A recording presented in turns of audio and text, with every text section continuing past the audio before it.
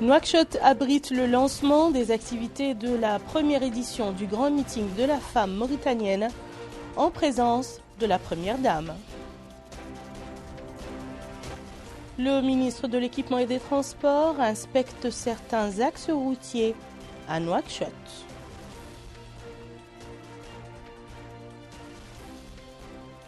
Le ministre de l'Hydraulique et de l'Assainissement inaugure de nouveaux réseaux hydrauliques dans la wilaya du Kidimara.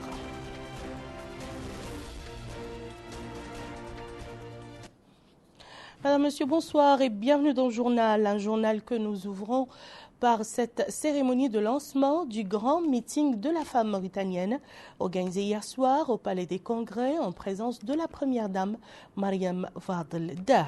Ce meeting, le premier du genre, est organisé par un groupement de femmes comprenant toute la classe politique et les associations nationales sous le thème « Nous nous unissons, nous travaillons, nous réussirons ». Aminata Khan nous en dit plus. Ce grand meeting dédié à la femme mauritanienne a été rehaussé par la présence de la première dame, Dr Mariam Mintda, qui en a supervisé le lancement. Premier de son genre, cette rencontre est organisée par un groupement de femmes comprenant toute la classe politique et les associations nationales et est intitulée « Nous nous unissons, nous travaillons, nous réussirons ». Un meeting qui vise à fonder un groupement féminin national devant servir de mécanisme national chargé de l'autonomisation de la femme, mais également de poser tous ces problèmes aux concernés. La porte-parole du groupement féminin, Mme Khadjetou Mintdi Nourain, a déclaré dans un mot prononcé pour la circonstance que l'action visant à la rencontre et à la compréhension entre les composants de la société depuis l'élection du président de la République et l'intérêt qu'accorde la première dame aux problèmes de la femme dans toutes les circonstances ont beaucoup contribué à concevoir l'idée d'organiser cette grande rencontre première de son genre. Ajoutons que l'idée du meeting a pris forme chez certaines femmes qui ont décidé de rendre hommage à cette orientation et d'essayer de rassembler les femmes mauritaniennes loin des clivages politiques et sectaires pour assurer leur autonomisation à tous les niveaux.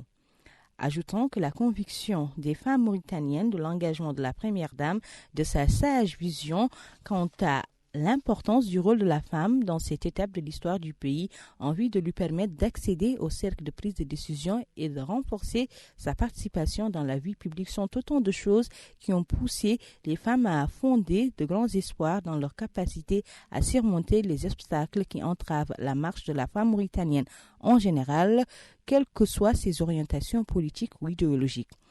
Les femmes participantes ont présenté une plateforme revendicative dans laquelle elles ont insisté sur l'importance de créer un organisme supérieur chargé des problèmes de la femme mauritanienne, de la protection des acquis obtenus et d'œuvrer pour davantage de réalisation et de renforcement de l'autonomisation économique de la femme, la prise de conscience de l'importance de leur participation de façon efficace dans la vie politique et le renforcement de l'intérêt accordé par les femmes aux affaires publiques.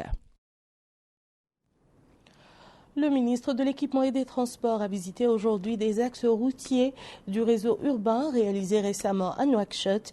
Cette visite s'inscrit dans le cadre du suivi de l'exécution de 40 km de routes au profit des quartiers qui ont bénéficié le mois des services routiers. Abdoulaye Damaba.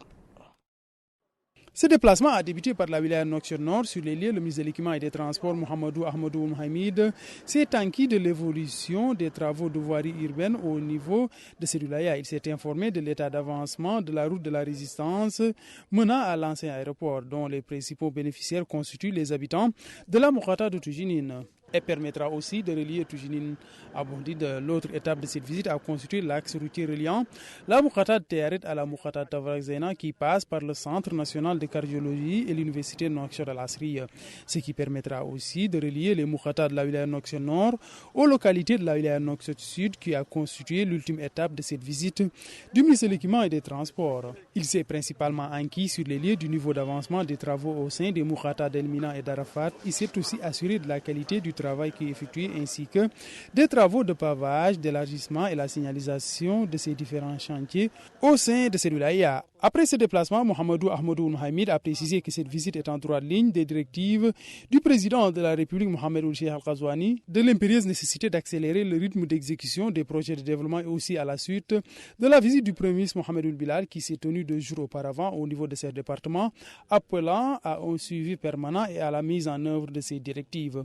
Ce projet de voirie, souligne-t-il, rentre dans le cadre du programme et priorités élargies du président de la République. Il a aussi déclaré que les routes urbaines ont été achevées à hauteur de 98%.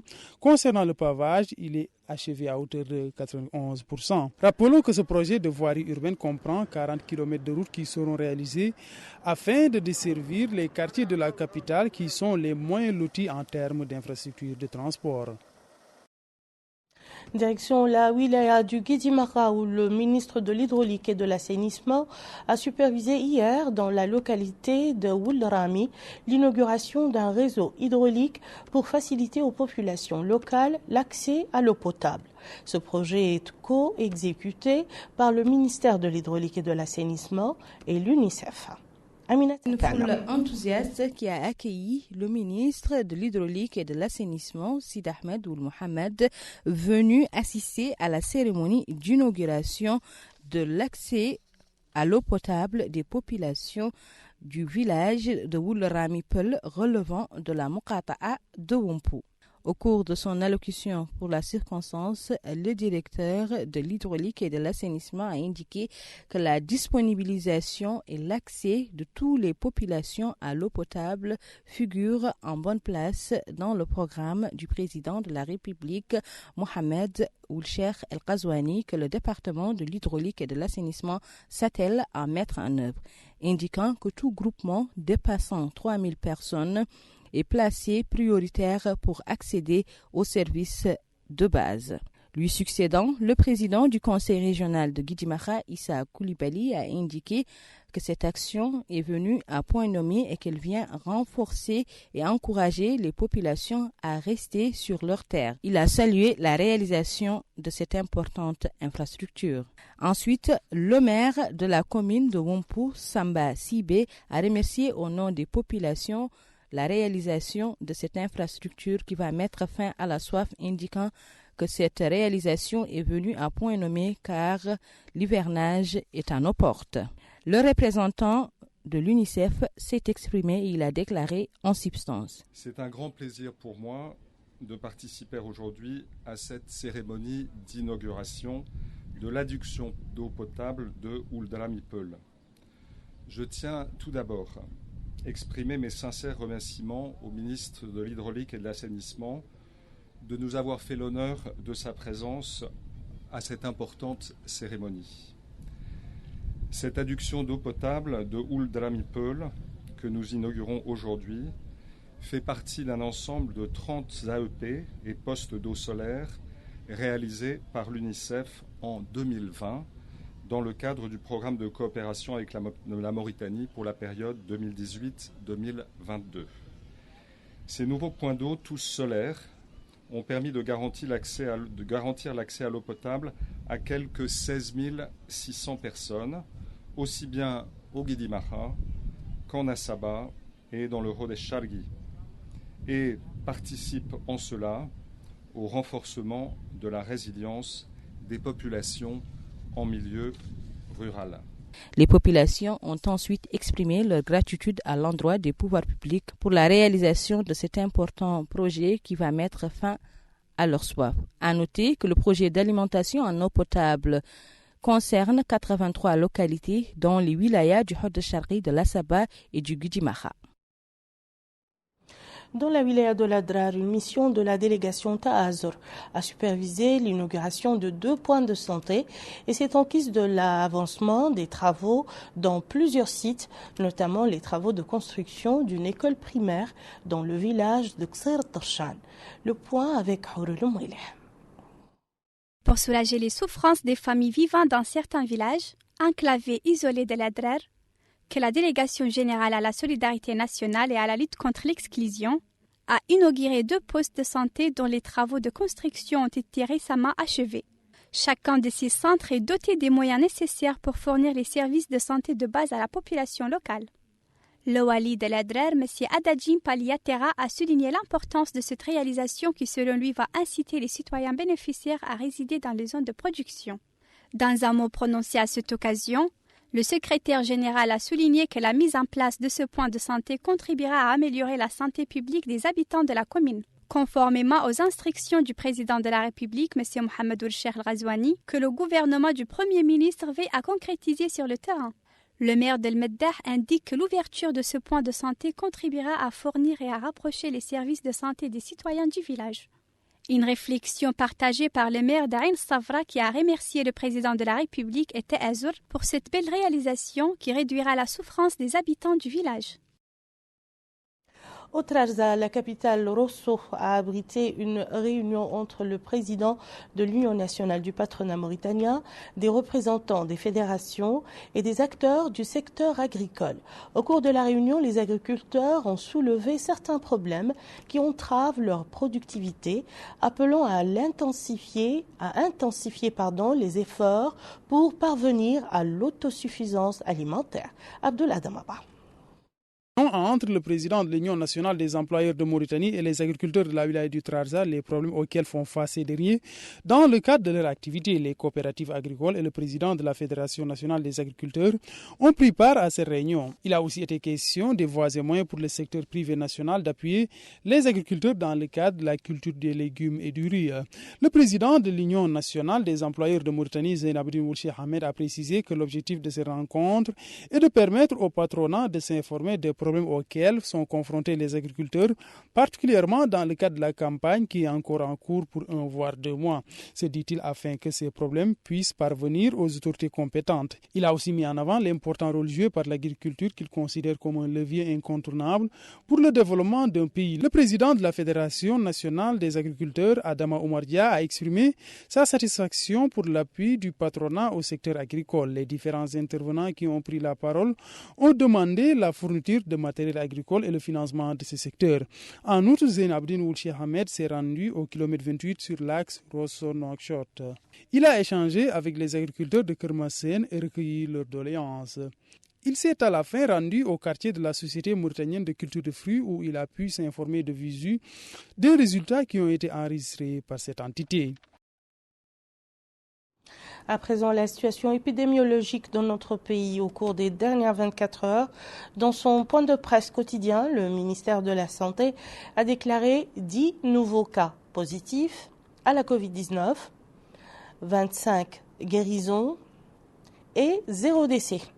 Ces résultats portent le cumul à 18 022 cas positifs, dont 17 347 guérisons et 450 décès.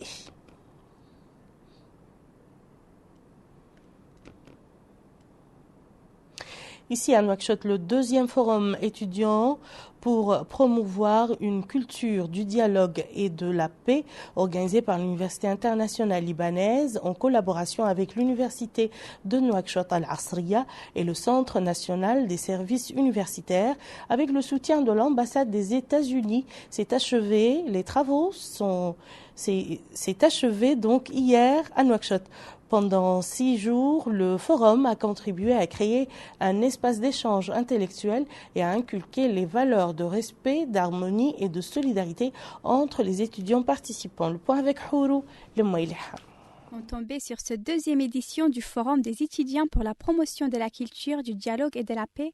2 jours durant, les étudiants ont eu des débats fructueux. Ce forum, qui s'inscrit dans le cadre d'une série d'activités culturelles et scientifiques visant à animer l'espace universitaire, a été marqué par plusieurs activités culturelles et intellectuelles sur le développement et le renforcement de l'unité nationale. À cette occasion, la représentante du ministère de l'Enseignement supérieur et de la Recherche scientifique a félicité les organisateurs pour avoir initié cet événement scientifique visant à la participation de nos jeunes à la consolidation de notre cohésion nationale et à la diffusion de l'esprit de tolérance et de paix sociale. Le dernier jour du forum a été marqué par la présentation d'un exposé fruit du travail d'un groupe de professeurs et de chercheurs de divers domaines et disciplines. D'importants prix ont été remis aux gagnants des concours sur le thème dialogue et poésie. Ces 2 concours ont permis de découvrir la créativité et l'immense talent de nos étudiants. Cap au Guédimara, où la capitale Célibabi a abrité une réunion de concertation entre une mission du ministère de l'Emploi, de la Jeunesse et des Sports et des représentants de la jeunesse de cette wilaya. Au cours de la réunion, la mission a confirmé le souci de l'État pour former les jeunes et les aider à obtenir plus de possibilités en matière d'emploi et de formation.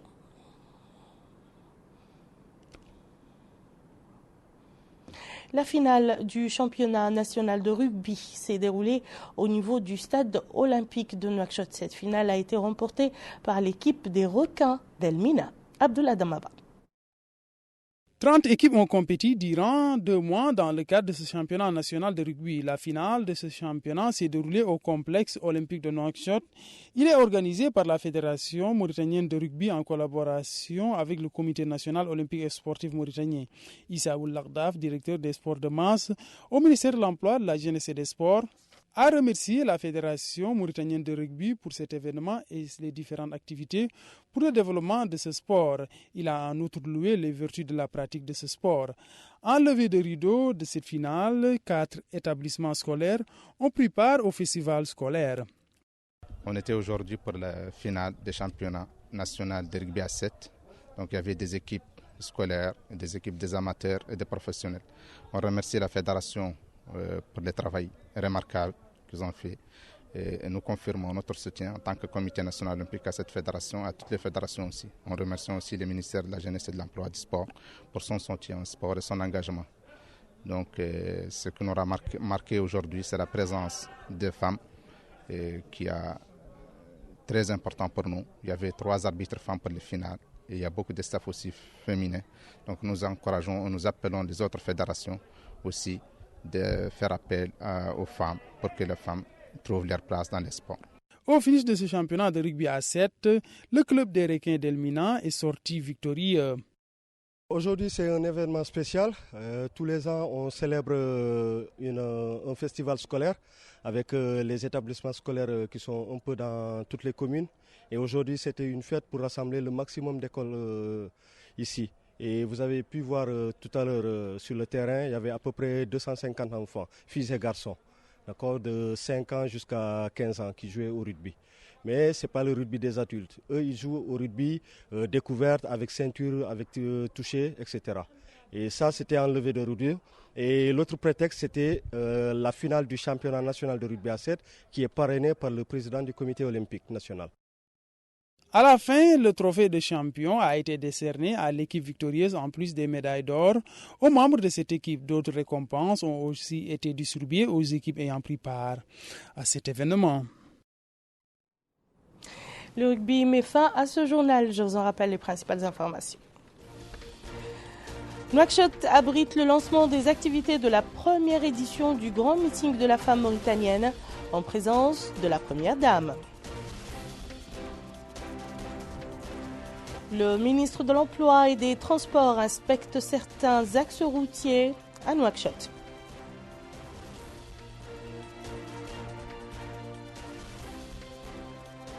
Le ministre de l'Hydraulique et de l'Assainissement inaugure de nouveaux réseaux hydrauliques dans la wilaya du Guédimara.